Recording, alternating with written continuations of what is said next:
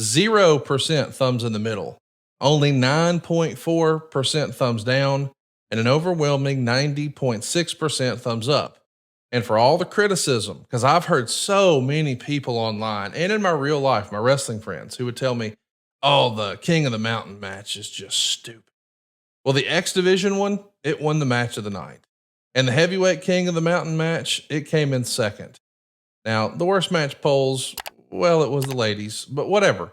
The idea that the King of the Mountain match has been criticized and kicked, I want you to just briefly explain to some of our listeners who may not be familiar with the concept, what is the King of the Mountain match? And then I want you to answer, if you can, why do you think people are so critical of the concept? Um, I almost want to, yeah, I guess I should give the steps, and that it's a reverse ladder match. It's obviously for a title, and you have to climb the ladder and hang the belt, as opposed to climb the ladder and grab the belt off. You climb the ladder and hang the belt. In order to be able to qualify, 5 guys start. You've got to get a pinfall. You got to pin one of your 4 opponents, and that makes you eligible. I was looking for that word, eligible to win the match. And if you do end up taking a fall or get pinned, you get put in the penalty box for 2 minutes. So to me, it's pretty damn simple. And I have witnessed many of these, and the vibe in the arena as the match and drama build, to me, is a lot of the magic of it. And I don't know, that wasn't the second one we had.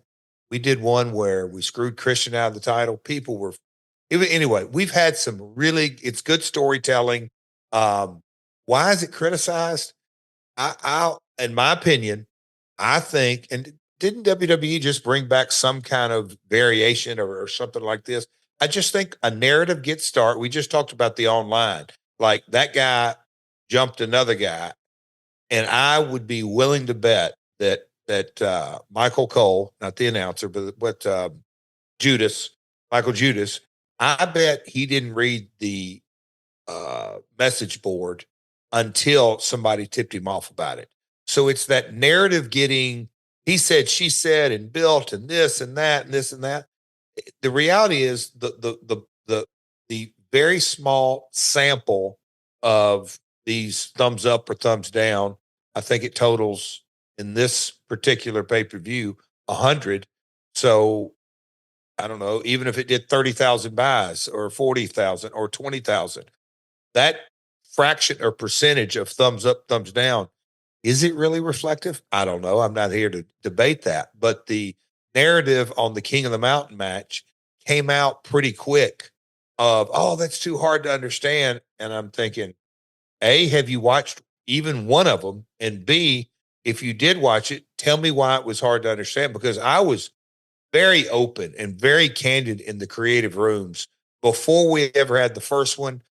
It was my concept and the thought process. I was like, okay, how to poke holes in this and this and that. And the decision and the debate that we had going into this show, Conrad, in the creative rooms are, hey, Jeff, don't put 2 on there. Don't put 2 on there.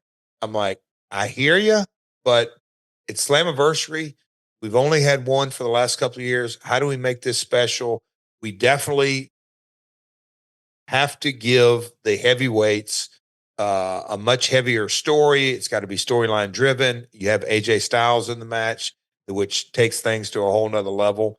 But that X Division King of the Mountain match, it was just so damn good. And those guys, the high flyers, they bring a different element to this match than the heavyweights. But I think to wrap it up, I just think once the narrative got started, it was much like TNA LOL, that there was a lot of buy-in to, oh, it's a little bit bad. It's all bad, which, you look at, I mean, hats off to those guys. What is their year 22? It's still going. It's kind of amazing to me. Is it true?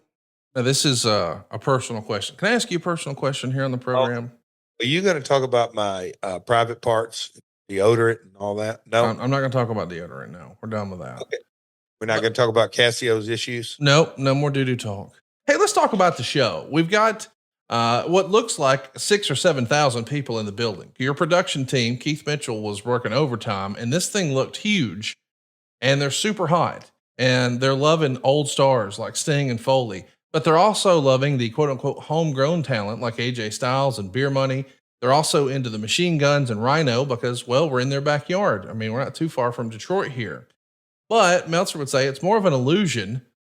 The tickets were only $7 for general admission because it's a big building, and there's still only 2,200 paid, and there's about 1,800 comps. So while there's 4,000 people there, only about half of those are paying customers, and the cheap seats are just $7. But as a television presentation, it looked awesome. I mean, is that more important? I mean, I suppose for pay per view, it's like, who cares about the gate? We're making the money on the pay per view sales. Was that the attitude back then? You know, what I can't say landed on, but Auburn Hills is a suburb. It is not Detroit, it's north. And getting people out there was a little bit more challenging. Obviously, the Pontiac Silverdome had been gone and all that kind of stuff. But the $7 for the 7th anniversary, that was a promotional deal that, man, I just not disputing those numbers. Don't feel right. But yes, pay-per-view audience is what you're going for on this. Again, like I said, the building wanted us. We got a fantastic deal, period, going into it. But yeah, 2,200 paid. I wish there'd been a little bit more, but you said it. Pay-per-view audience, what we were laser focused on. It's just crazy to me that even on a show like this, it's written that you guys only had a walk up of like 150. And you got Sting and Foley and so many names on here. It's a real head scratcher. By the way, I should mention that we have got a pretty great show here. We should go ahead and start with some of the matches here. We've got Suicide retaining the X title in a King of the Mountain match. This is going to win match of the night. So it's not just Suicide, it's Jay Lethal, it's Consequences Creed, who we know these days as Xavier Woods, Chris Sabin, and Alex Shelley. This is a big deal. You've got one of the Detroit Tigers out there as the celebrity holding the belt. When you see what these X Division guys do with your idea for this King of the Mountain match, how impressed are you? I mean, it gets 3.75 stars. People just love this match. I mean, there's crazy high spots, and they're doing stuff that respectfully you just don't normally see in a heavyweight version of this. I mean, these guys are the X Division. Right. What do you think of their version of the King of the Mountain match? Just and look, who was a suicide this night? Was it Kazarian? I thought it was Daniels, but it might have been Kazarian. It could have been. Yeah, you know what? Because I was looking at that match and going, okay, No. That's Kazarian. That's Kazarian. I misspoke because I was thinking Daniels because he's in the next match. So this is Kazarian. but like who's going to be the QB? And Frankie's so damn good. But Jay, we already talked about just the chemistry of those guys. But putting X Division guys in the King of the Mountain match, it's when you said, how does it make you feel? Well, I could remember a couple of times watching the Ultimate X matches and just like thinking about how these guys, I don't want to call it video game wrestling, but they have a little bit different melody, a method and a madness and the creative thought process that went into it. I knew the reaction and watching some of it that night.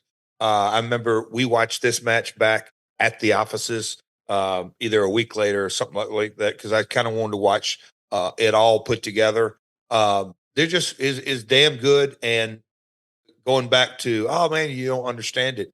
It's super easy to understand when you really watch it and sit down. And again, Motor City Machine Guns being in it, they were the hometown favorites. Who would have thought Suicide would have been the quote unquote the heel in it? But when you look at the other four guys in it, you go, okay, I can kind of see that because the Suicide character being in the video game and he had a good aura and a buzz around him. So those five guys, there wasn't a true heel or babyface mindset.